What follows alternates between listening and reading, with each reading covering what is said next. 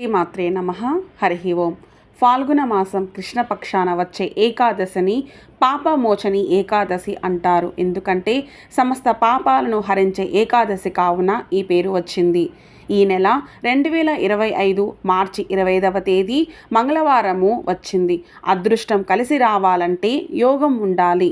మరి పాపరాశి ఉన్నప్పుడు ఆ కర్మ అదృష్టాన్ని దరి చేరనీయదు కదా.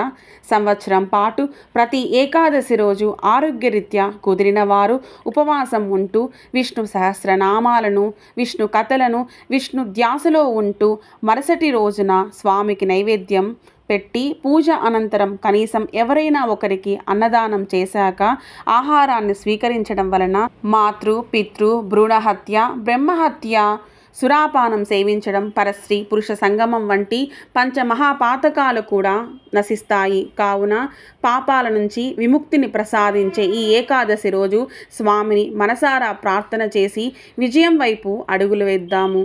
జై శ్రీమన్నారాయణ.